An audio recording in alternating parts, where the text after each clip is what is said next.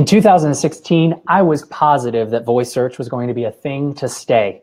It wasn't anything to do with the fact that I work in the marketing industry or the idea that there are a bunch of analysts who are pretty hot to trot on this. It was actually pretty clunky, and it only worked some of the time back in 2016. It was actually an interaction I had with my daughter that had me feeling confident that voice search was here to stay, and it also helped me feel very, very old. I'm not sure if it was one of those moments of being a good parent where there's a question and I have the opportunity to say, hey, go figure it out yourself. Maybe we were playing trivia or something and just wanted her to go find the answer. Whatever the reason, I sent her to the internet to go and find the answer on her own. And that's when it happened. It seems so straightforward, but my daughter, she was having trouble. And so I asked her, I was like, what's going on? What's the problem here? And she's telling me that Google doesn't have an answer and that Siri doesn't understand. And I'm like, it's so simple. Just go to Google and type in your answer.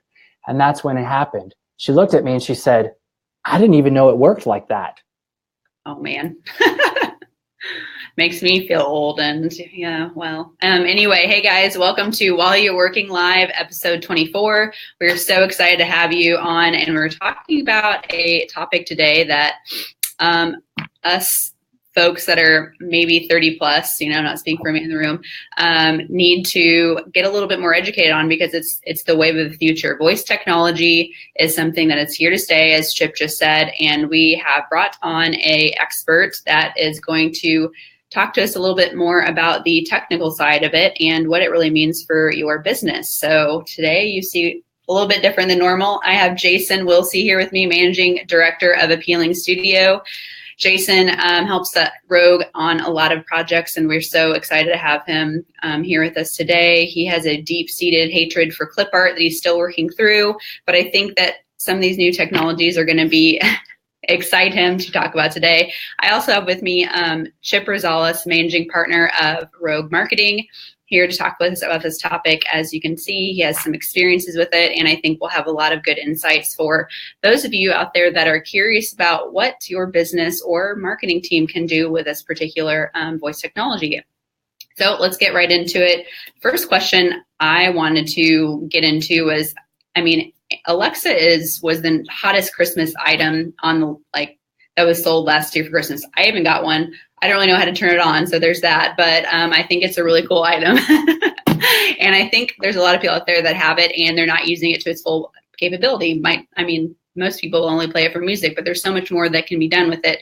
So in that respect, what do you think what businesses are actually ideal to look into this technology, this voice technology, and even dive in deeper into implementing a skill for themselves? I'll open it up to Jason. Well, hey, thanks for having me. And I think we need to kind of level set before we really get into this conversation and talk about how, there's a lot of magic behind the voice skills and a lot of mysticism behind how Alexa can turn on your lights or open your garage door or order, cat litter when you run out in the middle of the night. But yeah, that's pretty handy. Yeah, it's really, think of Alexa as supplanting your keyboard, your mouse, and your search bar, because that's really the extent of the magic behind Alexa. You're not typing, you're not clicking, you're just speaking, and then everything else that happens behind the scenes is really already happening. Yeah. So Alexa lives on top of a lot of things, and that's why the early adoptions are the Internet of Things applications, the ordering natively through Amazon, which we all know who that helps. And then,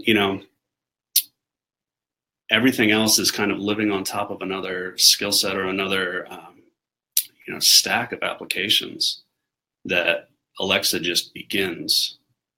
Just adds another layer onto that. And I think that really is a good way to level set and kind of open this conversation up, because, this is a new technology. And as you heard Chip say, the youngsters are already interested in it. And I know I use a little bit of, voice technology myself and talking to my phone and searching for things, but it's just another layer. So how can a business really identify what skill would be useful for them to add into what they're already doing? It's not going to be the silver bullet, but it's going to be something that they could add in? Chip, do you have anything? Yeah.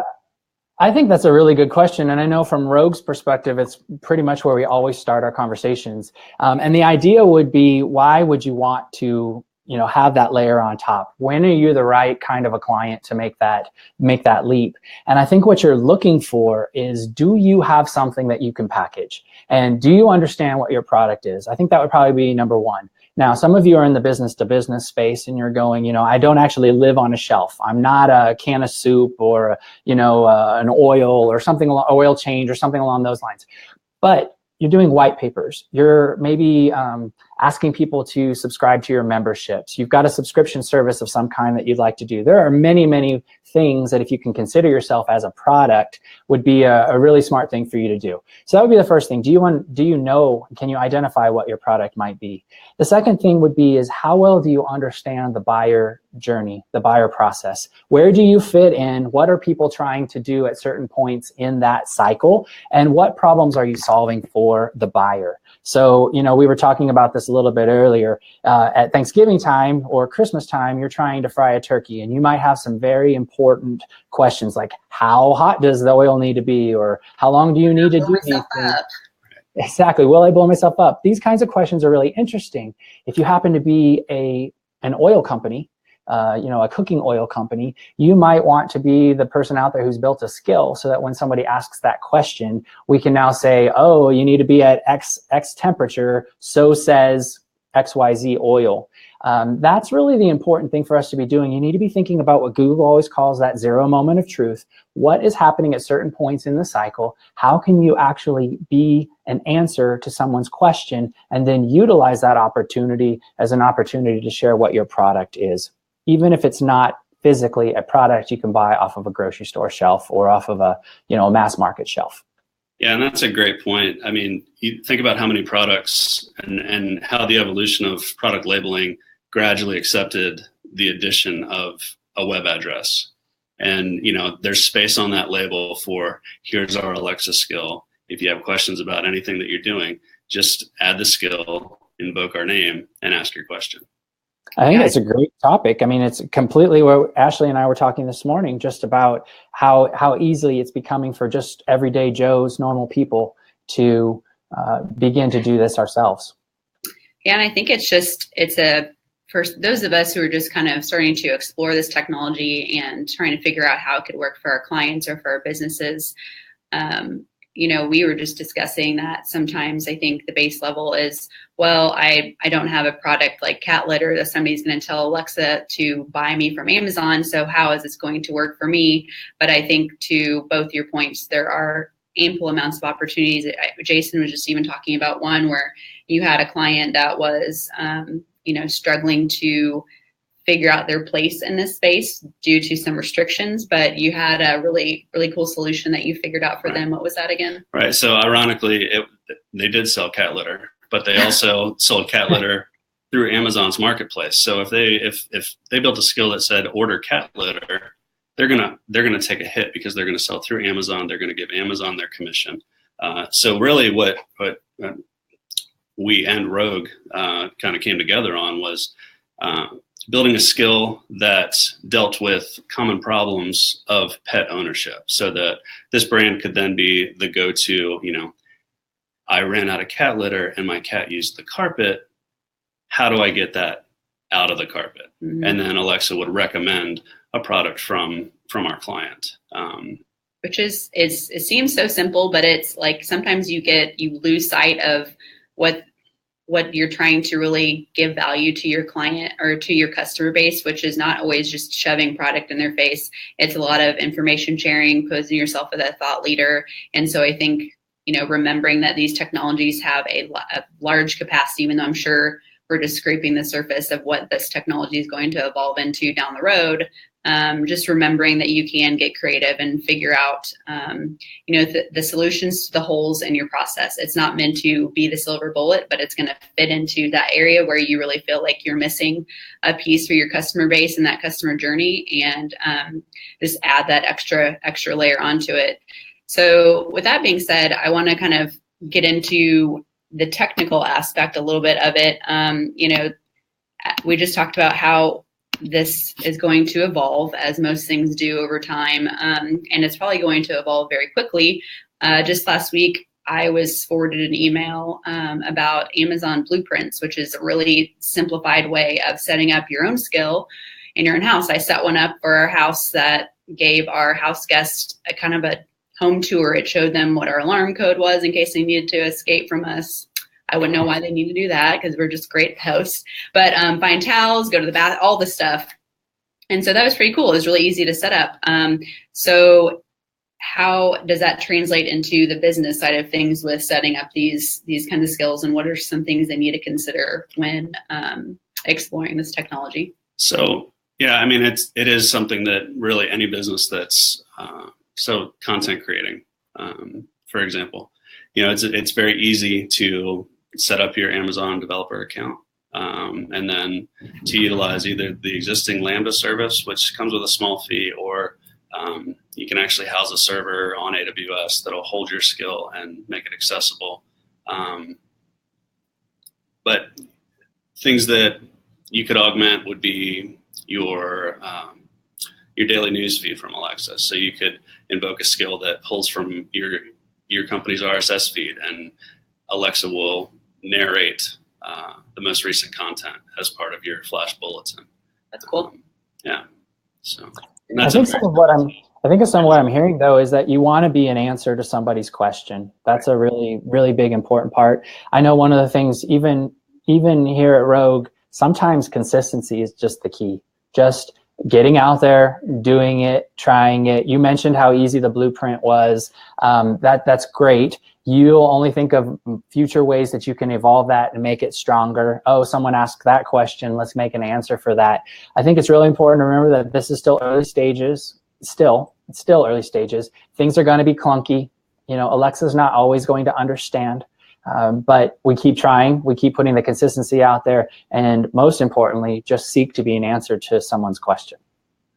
Yep, exactly. So you were throwing out all these words that I'm not sure I totally understand. So that's why, that's why he's here. That's why we pay you the big bucks. So if a company right now is watching the show and they're like, yep, I really think it's something that's going to add to our customer journey. It's going to help us be a thought leader in our space by setting up our RSS feed to read through, or we want to promote that on our channels as just like a new thing that we're doing to provide that kind of content. So what would be the first 5 steps a company would need to do to kind of make that happen, or what would they need to think about to kind of get to that level? Yeah. So again, going back to the analogy of the keyboard and the mouse from the beginning, I mean, your keyboard, your trackpad, your mouse, those are all living and existing on pieces of equipment, hardware that you've purchased. And that's no different with the Alexa skills. You've either got to rent the space through Amazon's Lambda service, which is a shared environment built, I think, primarily for Alexa, or you can host your own server on AWS or offsite if you desire. That provides a space for the Alexa skill to live. Okay.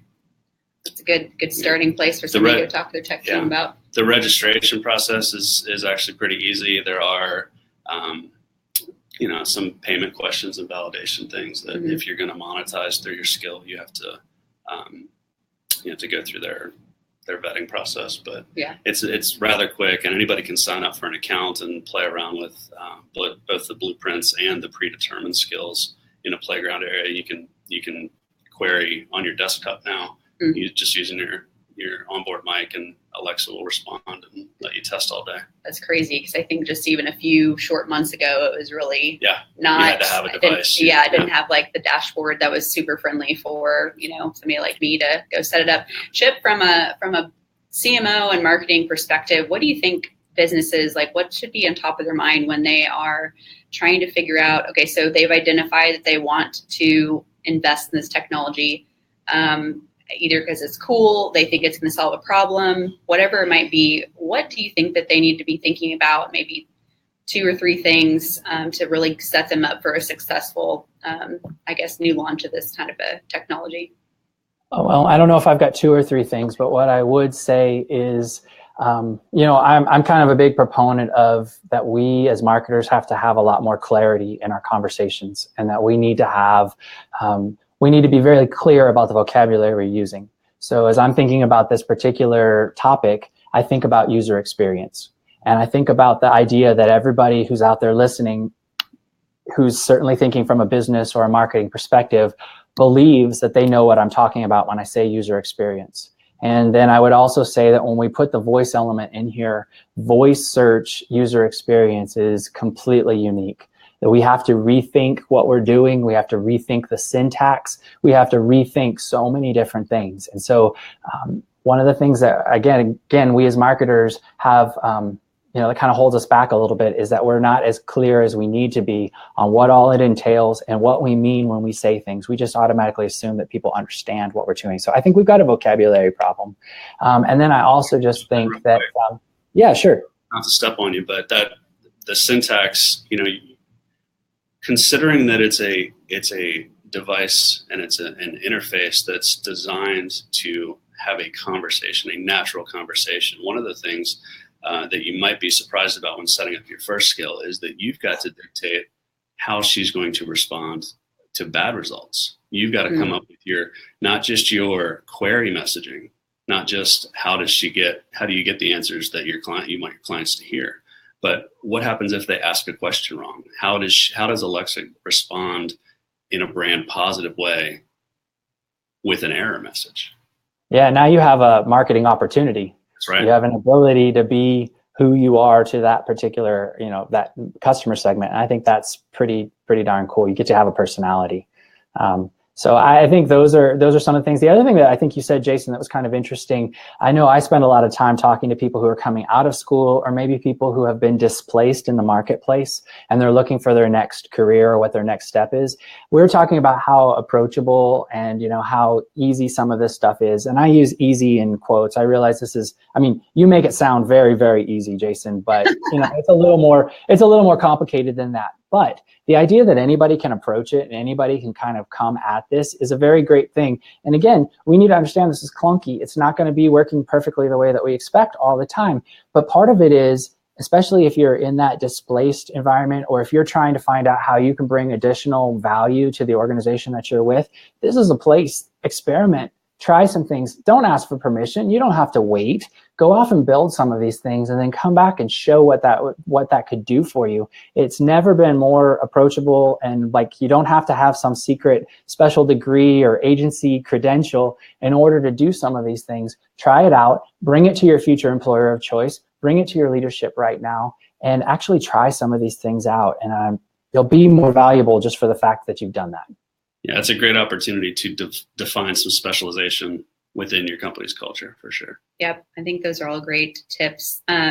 Well, that is pretty much all I had for today. I think you guys shared some really great advice on kind of researching this new technology that I know we're all curious about, and kind of just like to Chip's point, diving in and seeing what we can do and getting our hands messy. So I hope that some of our reviewers out there will share with us what they've done in this space and what they're learning, because we always we're lifelong learners. So we take the opportunity to learn from anyone and everyone, any chance we can get. So please share if you have experience there or what you found. And as usual, we appreciate you guys tuning in. We thank you, our special guest, Jason Wilsey, for coming on to talk with us a little bit about all the tech world and side of things that a little bit over my head. And Chip, thank you as usual for providing your really good perspective from kind of the CMO chair and that higher level thinking. So anyway, thank you guys for tuning in. We'll see you next time. Bye.